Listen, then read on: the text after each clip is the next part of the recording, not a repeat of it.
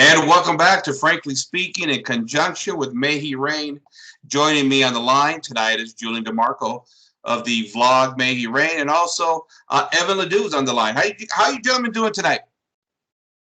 I'm doing very well. How about you? Hanging in there? Evan, how are you, buddy? Great, thank God. Well, you guys all know Julian. Me and Julian work together a lot, and then me and Evan have done some work in the past too, podcasting, talking about various issues. Ladies and gentlemen, tonight we got a very interesting topic that's going to be very concerning to Catholics, and we're going to be talking about the traditionalist movement in America. As there seems to be a traditionalist movement that's often infighting with itself, and as the church is kind of caught up in the midst of its own passion at this point in history and struggle and crisis, I guess with that has come lots of confusion. And what's interesting to me, Evan, is that Our Lady in several apparitions has warned us there would be a period of time where this apostasy would creep into the very top levels of the church, and with that, great confusion would sort of take over the church. I believe is at Fatima. I know for myself, I've become very disenchanted with many traditionalist movements. I don't use the word trad anymore. I prefer to use, I guess, a label like integralist, I guess you could say. But in the traditionalist movement, there's been, lots of infighting, and it's been very off-putting, has it not?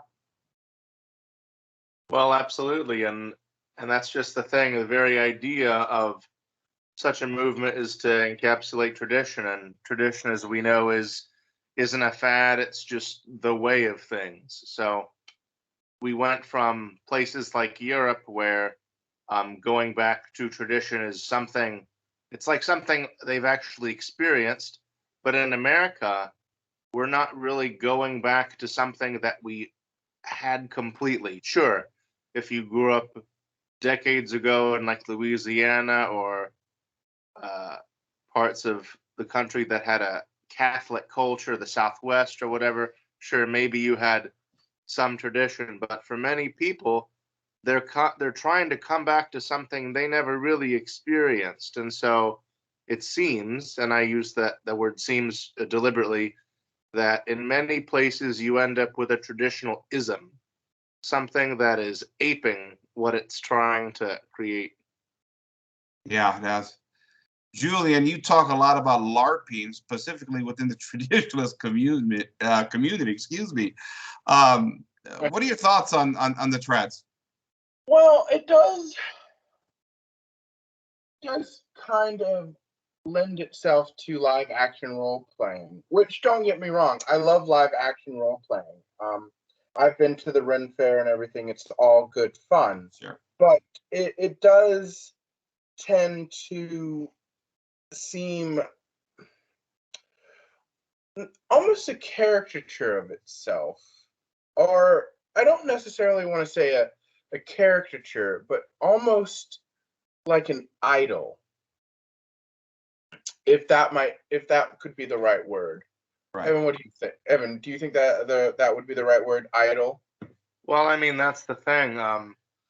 The faith is complete, but when people, sort of thanks to modernity, tend to break up pieces of the faith and look at them separately, they can become their own thing, disconnected from the whole. And if you want to use the word idol, yeah, that can definitely apply in places where previously, like for instance, if someone were to tell you the Latin Mass can be an idol, that is a earth-shattering statement. But in our days, in our confusing days, as Frank says, it's not something that it is something that some people will come forward and say, actually, I've seen such and such a thing. I've seen people treat bits of the faith as if it were the entirety of the faith and let everything else go by the wayside. Yeah, so it's that idea that these bits and pieces become the whole when they're really novelties, but they're good novelties, but they're not the whole of the faith. And you know, other people have said it probably better than I can, but it's the fact that for the longest time, traditionalists, or not necessarily traditionalists, but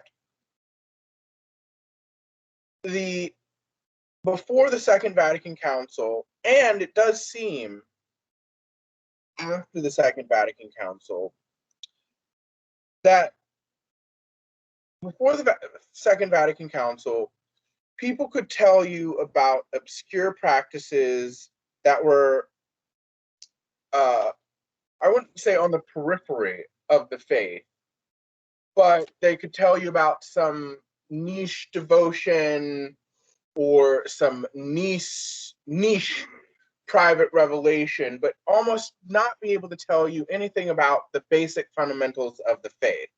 And that generally tends to be the case now with traditionalism, in the case that they're trying to revive something that seems to be,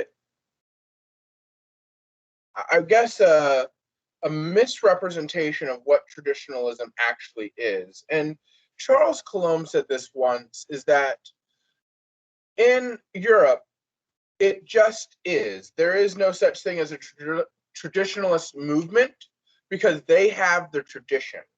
In America, since it was never Catholic to begin with, what traditionalists really are trying to do is reach a new paradigm, which seems, but they don't know it that they're trying to reach a new paradigm. What they think they're trying to do is revive old things that never really existed in America instead of trying to, what would the right word be, Evan? Move forward while preserving the traditions. I feel like there's a word for that. Well, I mean, you could just phrase it simply: not role playing. Not not role playing. Being fully invested in the time in which we live, but or the maxim being in the world but not of it, without resorting to these types of temptations, because in the end that's what they are. They're temptations. The devil, on one hand, can say, "Oh, do such and such bad thing." Well, for most people, direct temptations like that don't work because we know our catechism. You know, we're fairly self-aware people, and obvious temptations are pretty easy to spot. But sort of like what C.S. Lewis gets to in his Screw Tape Letters, the devil often will use our strengths as to become our greatest weaknesses. Okay, so and so, you can't keep so and so from going to church, then rather focus your efforts on keeping him gossiping about people in church, devouring his brothers, infighting, all these sorts of things. So it's easy for the evil one to make people, or to tempt people towards being self-satisfied, when in reality they have merely accrued things or practices, things that are good, but in and of themselves, I mean, that's just what we find ourselves in, this place where we have this cognitive dissonance between what we see and the reality on the ground, regardless of where you go. Jeremy Bannister,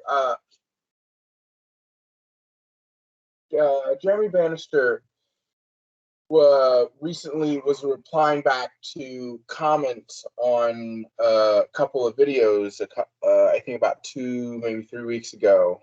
And he was talking about how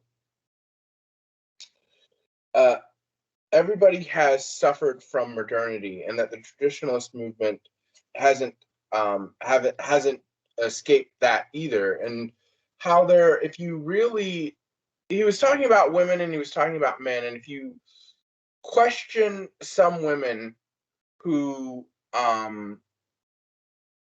go to the Latin Mass and who are part of the traditionalist movement, but if you really question them on some things, they really have modernist views, and then he flipped it and started talking about men and how they really have too many. I think what he said was too many men are spending too much time on the internet and not doing what they should be doing. And I've taken a lot of time off the internet, and I sometimes have gotten off social media for weeks at a time, and I'll get back on, Yeah. and I'll see the same people on, and it's just like, shouldn't you be praying or doing something? Yeah. But yet you're constantly posting about traditionalist stuff. Okay, well, why don't you go live it? Yeah. I mean, I think I've made this point for many years here, and because I've been in social media now, at least podcasting and things like that, for about a couple decades now. I have lots of experience in sort of that classical liberal world is where I started, and then eventually a little bit into traditionalist movement. Now, first of all, I want to echo something that Julian said. Being Italian, I have no idea what the word traditional Catholic actually means in that regard, because in Italy we're just Catholics. The word traditional in front of Catholics, it never came up, and that's why when I discovered traditionalism, ironically enough, on Facebook of all places, when I first started using the Facebook interface at as much as I do now, I discovered all these groups and some of the debates that they have, and it was interesting. It was fascinating at first because they pointed out some of the problems in the church and things of that nature. And but the idea of what is a tradition, I thought Catholics were just Catholics. Now, obviously, we're human beings, and within human institution, we have a fallen nature. Things are gonna, we're gonna disagree, we're gonna argue. But I think it's a situation where social media, particularly, there's that fascination, and I'm probably guilty of this right now too. There's that fascination of wanting to be noticed, wanting your opinion to be heard, which is very American in many respects, right? But there's a lot of competing sects online where everybody wants their voice to be heard because their point of view is the right point of view. The first really thing that comes to my mind is church militant in many ways, which at first I enjoyed church militant, but the more I watch them and follow them, while they on its surface, they purport to support traditional Catholicism. When you go deeper into them, especially with their battle with the SSPX, and not that I'm an SSPX member, I'm not, I've never even been to an SSPX church. I find it interesting how they're picking battles against other Catholics. Granted, Evan, I know there's probably a discussion to be had about the role of the SSPX, but on what I'm finding is, hey, watch my podcast, subscribe. Here's my book. Here's my channel for $14 a month. You're gonna get all the info that the mainstream media is gonna get to you. Trust my opinion. Watch my blog. That's what I see a lot of on social media, Julian. Yeah, it does seem to be.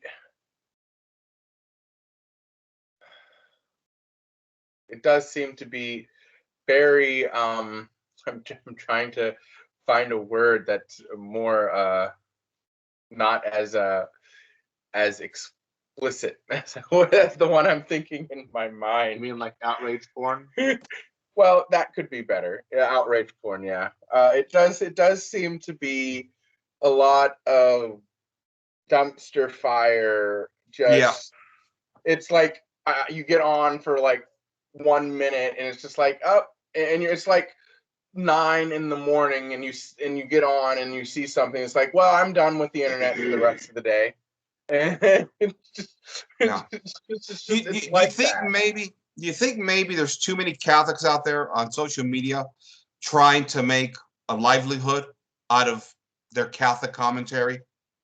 I think that is possible. I recently was talking you know about this with my spiritual director, because he was asking me a question um in regards to my own podcast endeavors, obviously, and and I was just like, I'm not trying to be Taylor Marshall or anything like that.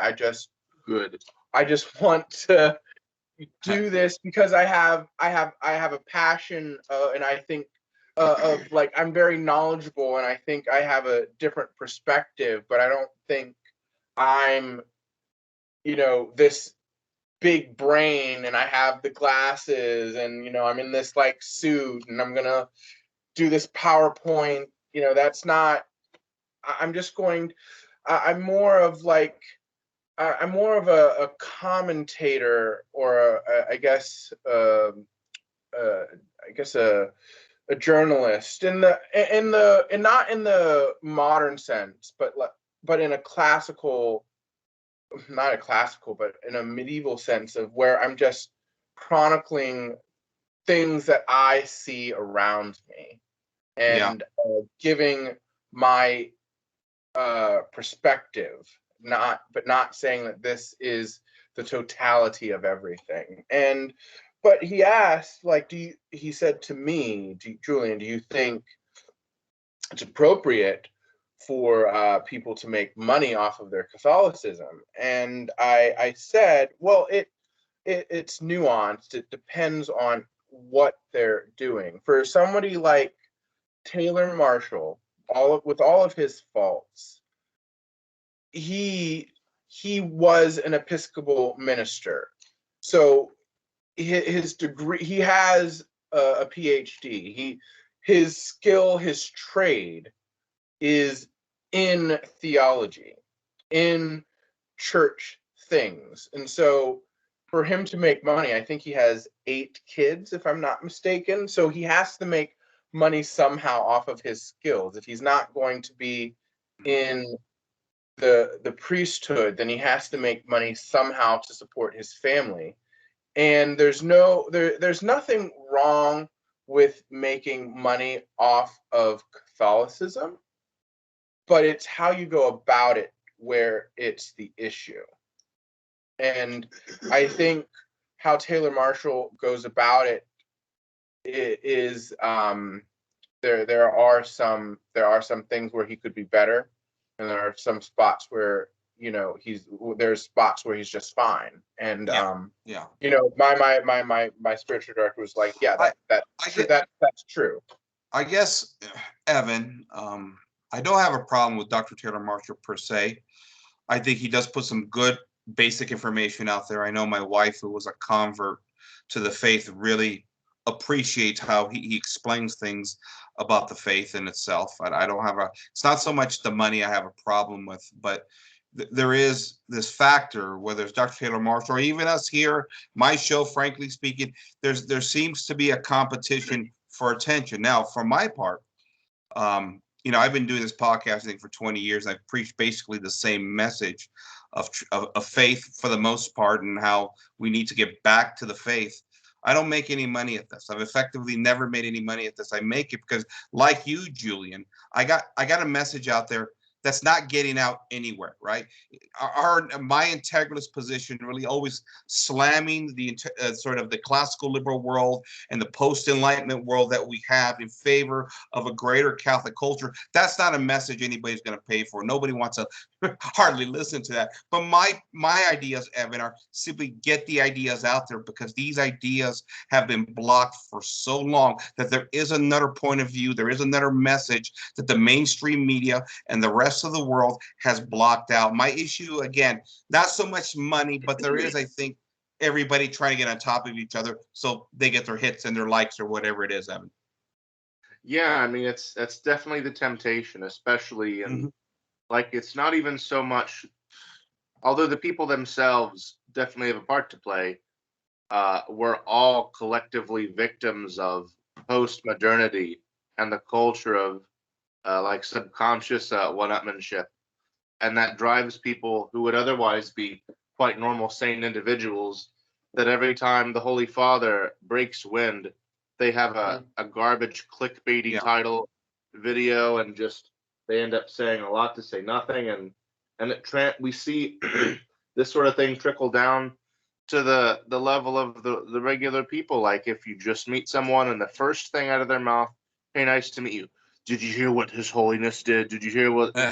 Who cares? I don't even know who you are. Like people like today was the Lord's Day. Like how many people broke their Eucharistic fast, not with food, but by literally devouring their fellow brothers and sisters, their fellow Catholics. Yeah, yeah, and I've seen that on the other side too. There's let's put it, there's another group that goes after the traditionalist heart as well too for that, where their idea is there's no discernment at all when it comes to a lot of the problems within the church.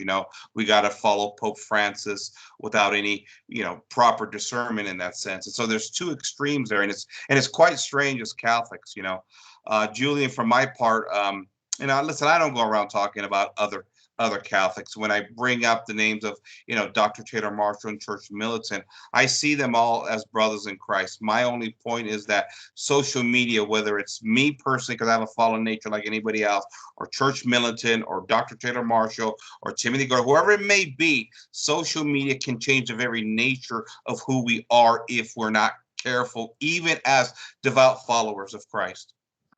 Yeah, it's about, we all want to be liked. We all want to be adored. We all want to be the person that everybody's talking about when you walk into the room.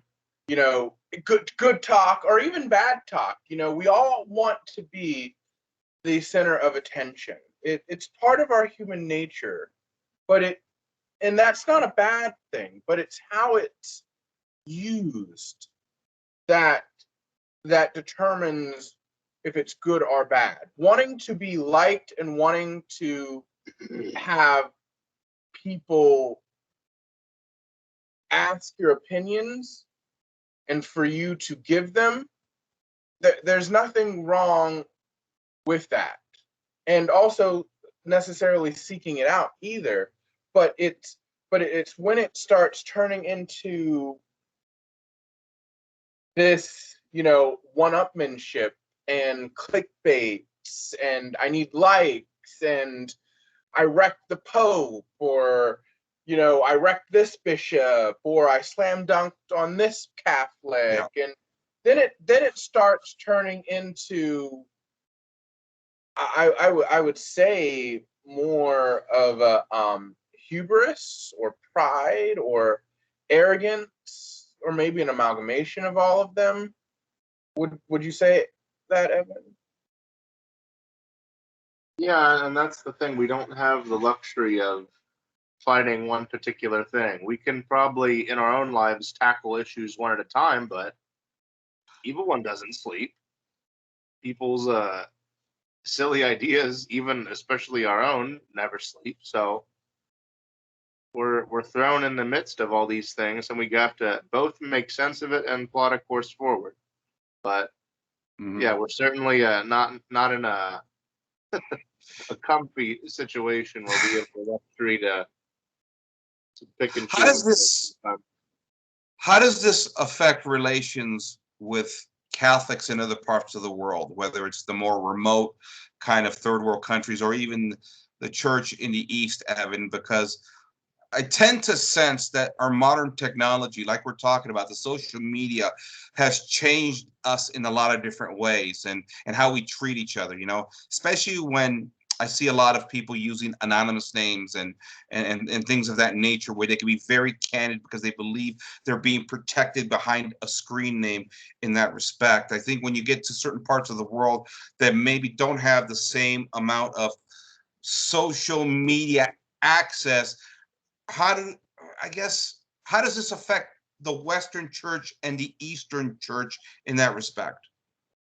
I mean, even on the level of like what you said, like social media access, even places like the Middle East, where if you want to be connected, you can still be connected. It's not a problem, but just the quality of, I mean, I'm sure there are problems in the Middle Eastern churches too, but the struggles they have on a daily basis are of an entirely different and rather substantial nature compared to most of us here who, did you see, once again, just devouring our brothers and sisters when over there they're worried about real things for the most part. Like, are they going to be, genocide that week Yeah, or is this something. is this provisional government going to be generous to us instead of all these other issues? So there's that Disconnect? that disconnect, that dissonance. But even generally speaking, like all of the Eastern Catholic churches have their own sort of thing going, and that's really the whole point of the church. It's for everyone. And so it can be interesting when the 1 to 3% of the Eastern churches look to the big 99 or 97, whatever percent Roman church and just like have to stop and take a breather. Yeah. Because, of course, other people are influenced by some of the stuff on the one end, like, oh, maybe we need to tinker with things the way they have, or on the other end, um, okay, we have to, like, obviously, people are people, no matter where they're from. And we all suffer the same temptations. We all suffer despite our different cultural baggage or personal situation, we are all collectively suffering under post modernity Yeah. and the same spiritual struggle. Yeah. Julian, your thoughts?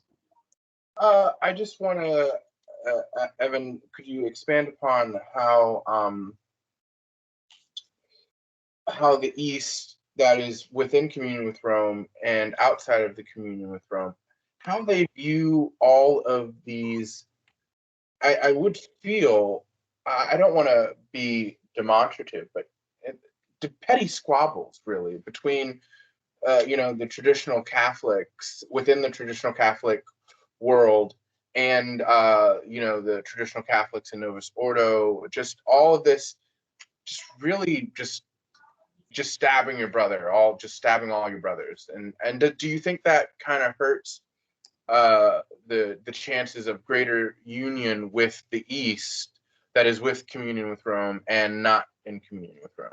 Well, speaking to those currently outside of communion, it's not as if things are uh, all sunny on the Bosporus. Like, if you cross into the east, you'll find once again that they have their petty squabbles. I mean, it's easy to sort of we see a lot of the Western decadence and all the ensuing trouble, and it's easy to fetishize this far distant, exotic East. And then you get there, it's like, oh, never mind. They're having the same issues we are. They're having bishop that the deacon goes to get the bishop coffee, and it's like, oh, they're not bringing him coffee. Oh, all these moral scandals, all these spiritual upheavals, all these people who are in positions of authority or presumed authority that are unqualified, that is everywhere. Now, granted, those outside of communion want to make a quick buck off our sort of misfortune. Even like they'll tell the Easterners in communion, like, oh, see, you're attaching yourself to all this nonsense, and of course being very selective in their outrage about it. And at the end of the day, it's business as usual for people because at the end of the day, for the whole business of communion is about charity. Have you extinguished the light of charity in your heart? Because as St. Paul says, if I can do miracles, I can do this, but if I have not charity, I'm banging cymbal. So Okay. at the end Okay. of the day, that's the most important thing that I see as breaking through a lot of these sorts of struggles. Like I even joked once to the good response of a lot of people in and out of communion that we can all be a part of the ecumenism of cringe because it affects all of us. Yeah. Well, listen, I've backed off my critique of the hierarchy over the past few years because I'm starting to see a spiritual element that's encompassed the world, a sort of a dark satanic cloud, if you want to call it that, when we look at the state of politics, culture, and the faith and things of that nature. But I think for trads, they oftentimes, I think, bring up some good points. And I guess that's my next question for you, gentlemen. Where we're all interfighting, well, we all believe we all have the answers here, and we all on the front lines trying to scream and yell, fire, fire, fire in the church. Is there some valid points that traditionalists have? I mean, the problems in the church. A lot of us are just kind of wondering where we're going with this.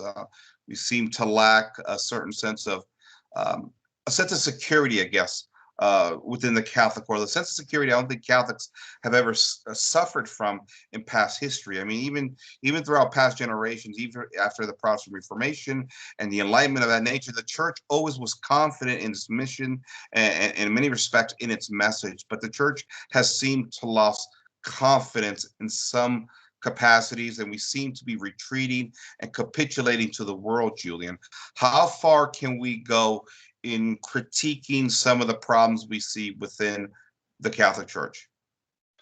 Well, I mean, it's not like in some of the Middle Ages where you have bishops saying heretical things from the pulpit, and a lone parishioner or a lone Catholic, however you want to name them, stands up and says, "This bishop is a heretic. We have no bishop."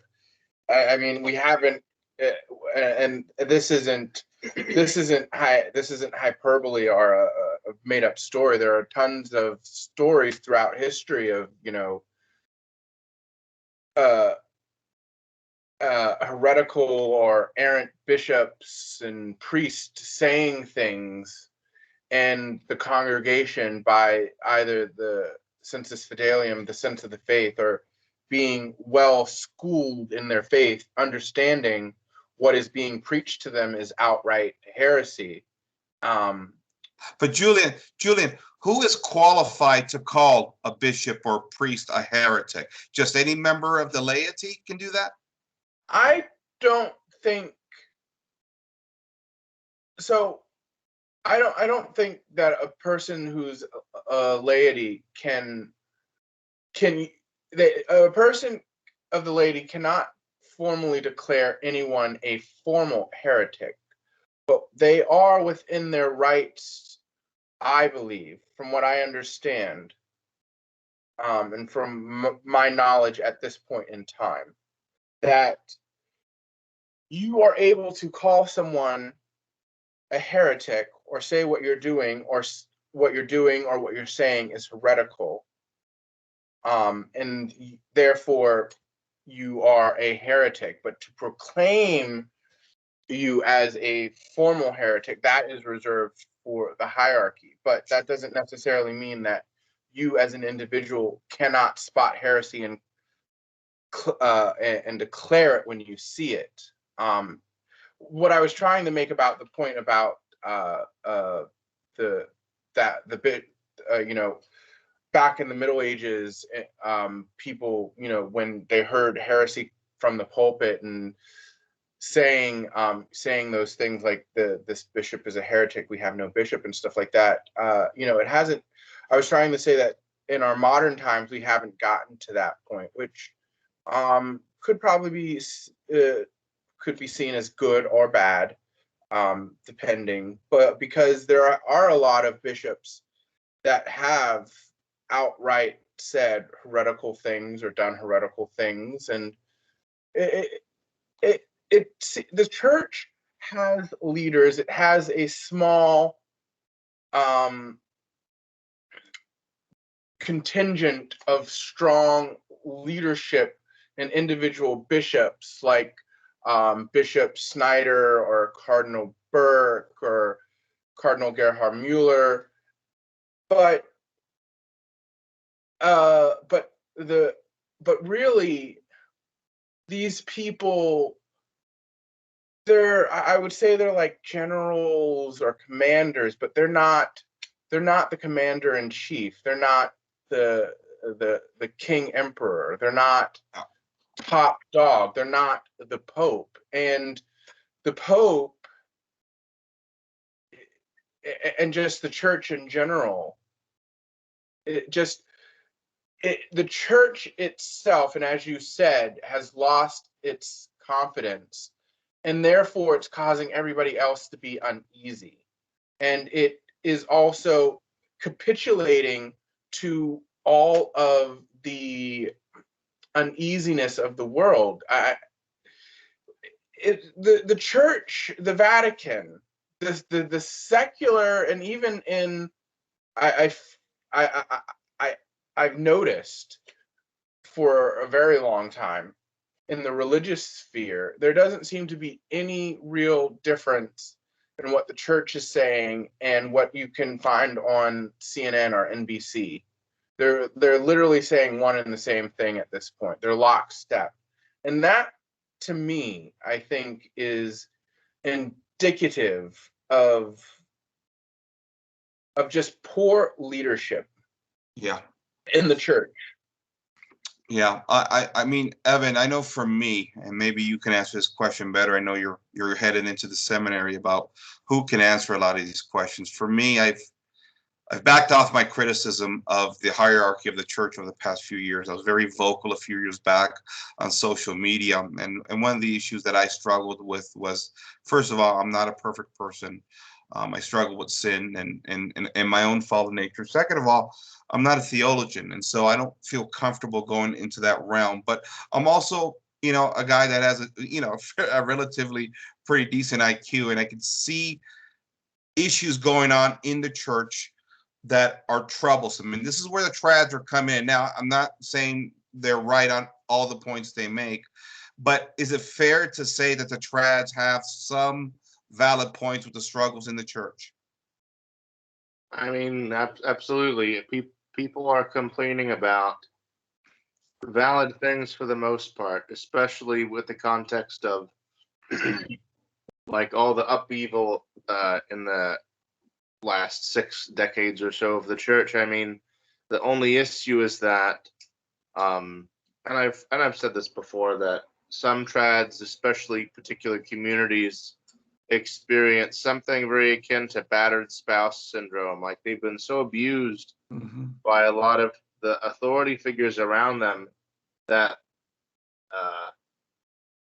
like a whistle, just sends them ducking to the ground and all this sort of thing. And so a lot of the ordinaries are like, why are people freaking out over A, B, and C? It's like, well, these people have been in a rough situation for a very long time, and so all of us need to sort of,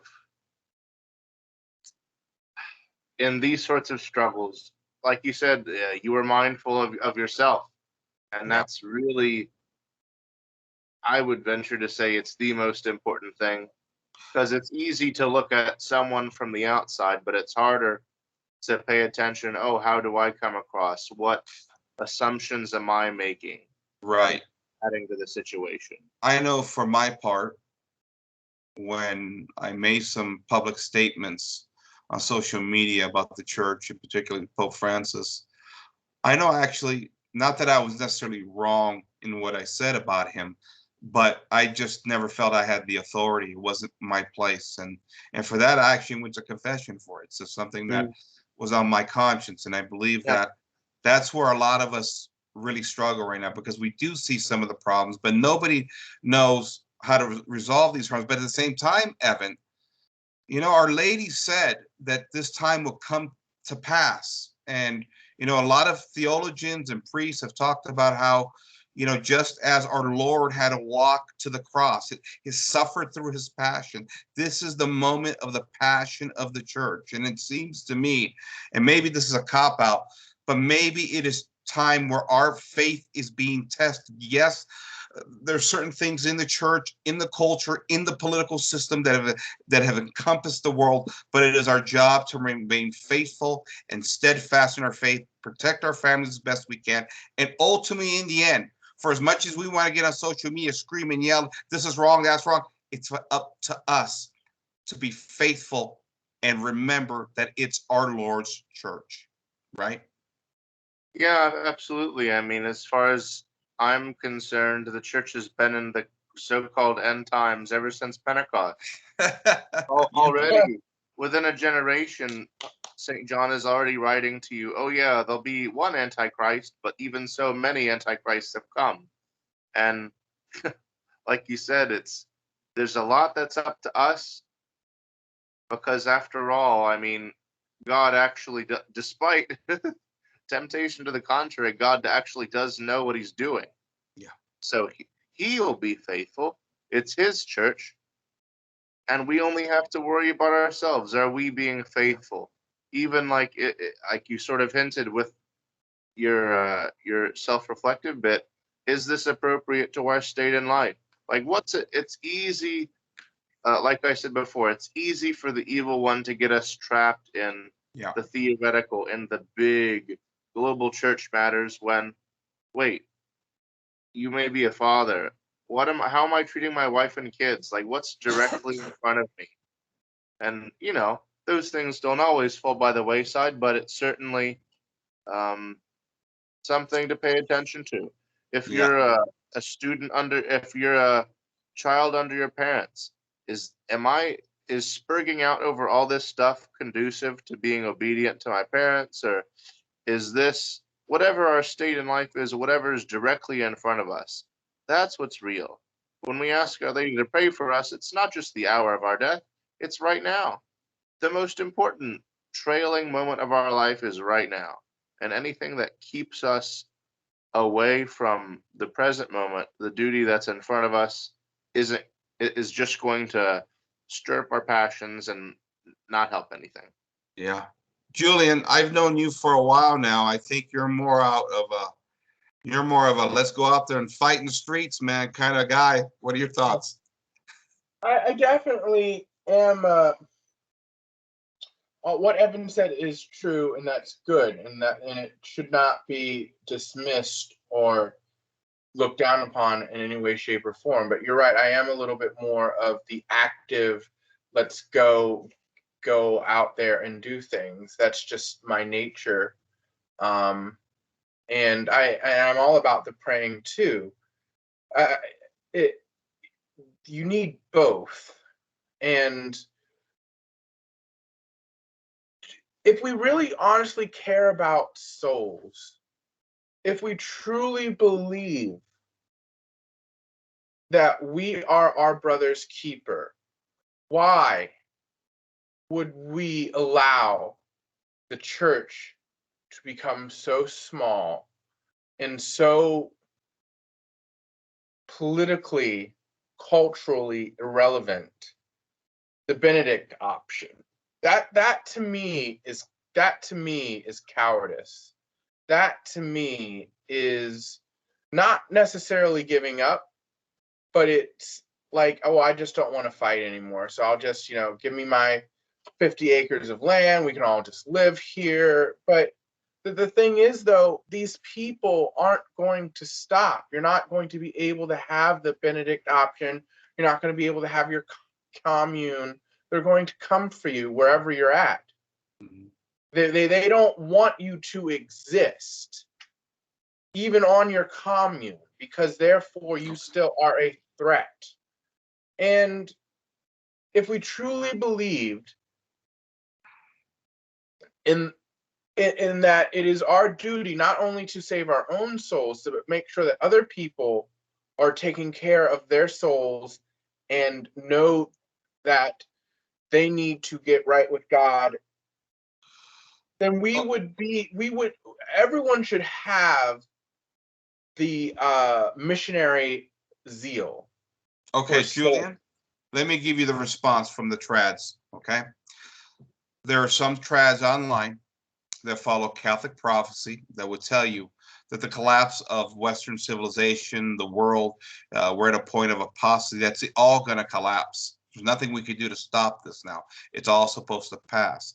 It's up to us to grab our backpacks and go up in some high mountain up in Montana and repopulate the world after the Lord chastises the entire planet, Julian. I mean, this is inevitable, isn't it?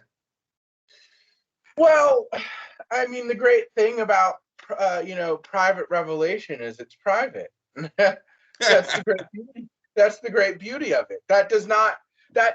Private revelation does not free you from your job to go out and baptize everyone in the Father, Son, and the Holy Ghost.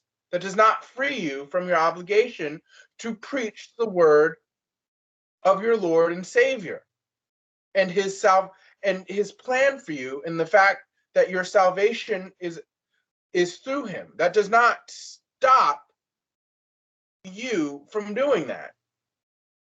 You must preach these truths in and out of season. That's all. That's what I have to say to that.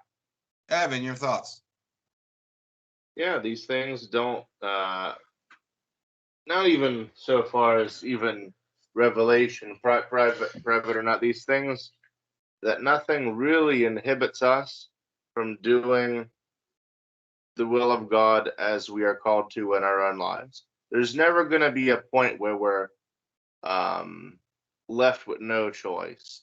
Sure, we can paint ourselves into an awkward theological corner, but at the end of the day, when we do that, we know that we messed up. But there's never going to be a time where we've exhausted all our options and our only choice is to take the blue pill or whatever the devil you want to call it. Yeah. We're not excused from inaction, but we're also not excused from obedience to the church. Prudential decisions are not guided by the Holy Spirit. They're generally safe, but even these sorts of things, even though people may be wounded, it's not going to be a wound unto death. There's always going to be something. Okay. It may be the things that we're facing right now. There may be things in the future that we don't even realize. But at the end of the day, there's work that we have collectively to do, and there's work individually. But the good thing is that we'll always have the tools to do that work. This is, like we said before, this is Christ's church. He's not going to leave us orphans. He's not going to say, oh, yeah, good luck with that. He's going to give us all the graces that we need. We just have to be responsive to that. Okay, gentlemen. Let's see. We're 47 minutes into this here. Let's get to the final thoughts here tonight. Julian, you brought us together tonight. You want to talk about the trads here? I think we've had a pretty good conversation. I know it's a confusing time. I know we Catholics are at each other's throats because of these confusing times. I agree with you, by the way, that it's not our job just to run for the hills and hide in a forest somewhere. We have our duties to spread the faith and continue to fight the good fight, but we also have a duty to tell the truth, right? You know, with me, I'm not a theological mind per se, though I praise everything about the church and I love Holy Mother Church. For me, it's more of a historical and political fight. You guys know I've taken my pound of flesh out on the classical liberal civilization on this show and over at the Knights of Christendom. But in that respect, the good fight, how far do we go, Julian? Your final thoughts. How far do we go for the good fight? Till the end.